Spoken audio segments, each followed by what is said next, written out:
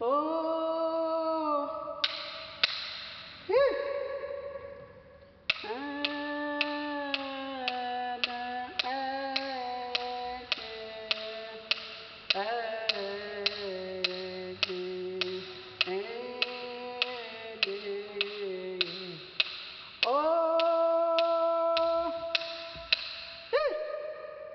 The Aboriginal people of Australia have the oldest continuing art tradition on the planet. No contest. Some examples of Aboriginal rock art are thought to date back at least 45,000 years. By contrast, the earliest examples of European art, cave paintings found in France, are a mere 15,000 years old.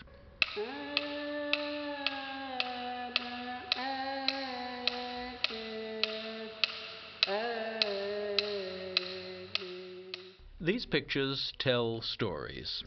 Most Aboriginal art has its roots in dreamings, mystical stories entrusted to individuals responsible for knowing the origins and traditions of particular places. Loaded with symbolism, the art is a potent way to record and pass on knowledge down the generations. Most of the artworks around here were not really done for art's sake.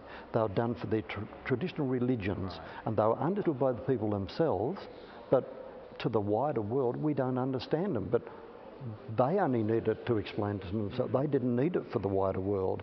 It was their education for their kids.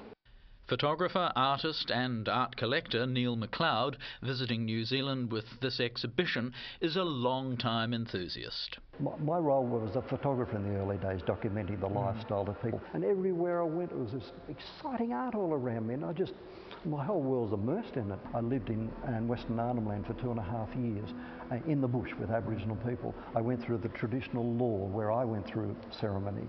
And that enables me now to talk on behalf of certain So you have had families. all the cuts. Yes. And but I can't pretend I'm anything else but a white fella, but I'm humble and proud to have gone through the law. So it enables me to work with people more closely on their stories. These are rich stories that have been handed down through generations. I can see there is a sort of supernatural, a spiritual thing to this. I think you're right. Actually, many years ago, there was a gentleman called Von Daniken who used to do a series of shows around the world on supernatural beings or phenomena or whatever. And he went to the Kimberley and he saw these paintings in the rock shelters. Now, the Kimberley's in the north of Western Australia. And many of the rock art shelters feature these spirit beings called the Wandjina.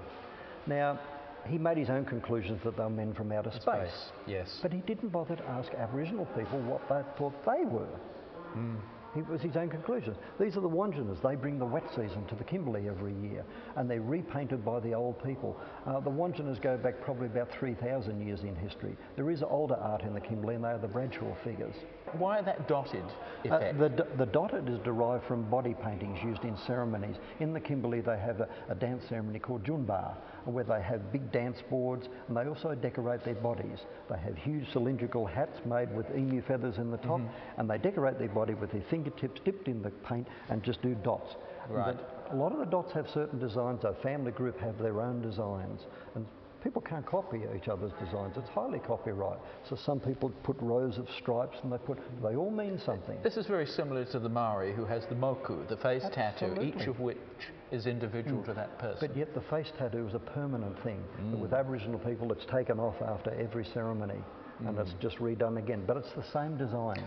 Predominantly they're earthy colours, aren't they? Is that just a reflection of the materials they have? The materials. People don't have a paint shop to go to collect materials. All the materials are from the bush. The black is the charcoal from the fire, which represents the colour of their skin. The white is a clay from the river, which is the colour of their bones. The red is the colour of their blood, and that's an ochre rock which is ground up into a paste, and the yellow is also an ochre rock. And those four colours make up their palette, and that's what they paint with. So, as I say, thousands of years ago, there's nowhere to go and buy all this sort of thing, so that makes up what they paint with. And the brushes, sometimes they use hairs from the head, and they're taken out, and 5 or 6 brushes are put together, and they're dipped into the paint and made into a forward motion.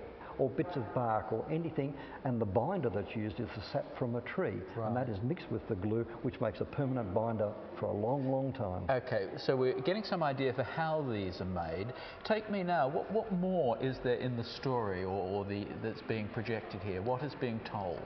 These are the Wanjanas, and they bring the wet season every year, and if they don't look flash, there's old people who will go and repaint them every year, because if a Wanjana is not happy, he won't bring the wet season. Okay. And so they all have different Wanjanas. Right across the Kimberley, family groups own their set of Wanjanas. They don't have a mouth. It was taken away from them by a rainbow snake called Ungard, because their face is full of water, and he believed if they started talking, the rain would disappear from their bodies. So they don't. But they are alive and well. They have a heart there, so that means they're still there. Are they always in groups of, say, well, there's 6 here? I mean, is there anything to do with the number? Or? No. This is the artist, the way he wanted to paint it. And this is his design around the head there, and that represents the cumulus clouds building up in the sky. Some of them have big lightning effects. Some of them have all sorts of different effects. There's Jundart, the lightning man, and sometimes they have stars on their shoulders which represent the Milky Way. So a lot of stories about the galaxy and the planets up there. Here, to me, there seems to be much greater precision and detail in what has been drawn. I mean, the backgrounds still have a, if you like, something that similar to others, but in the detail we have more.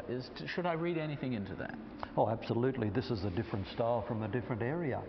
This is traditional to Western Arnhem Land, which is right from Darwin. You travel across to Kakadu National Park and then into Arnhem Land, and that's an area where, as a permit only applied, Europeans can't just drive into this place. They want Aboriginal people to be left to their own devices. So traditional law still applies very strongly in there. Even the old paybacks still apply in Western Arnhem Land.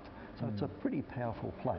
The precision I was referring to is purely a reflection of the sophistication of the development of art there? I think so. What is used here is this is very fine grass that's used in these paintings, and these belong to certain families. Nobody can copy each other's work. It's automatic copyright. That's why you don't see a signature on Aboriginal art. All right. It belongs to a family group.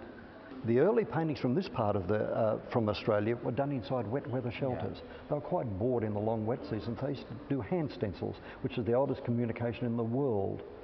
And then they used to do the mimi figures, and then when the early missionaries arrived, they noticed these wonderful paintings inside the bark shelters, and they thought, well, this looks good. So some of the very early collections are now in the Victorian Museum from the Spencer collection. There's such a thing as an open painting, a semi-sacred painting, and a sacred painting. Sacred paintings are not to be sold, and are not sold. Any we see here are not sacred in any way? Not sacred at all, and I wouldn't hang a sacred painting on the wall, because that belongs with the people. That's their business, and I wouldn't even pry into what the story was, because that belongs with them.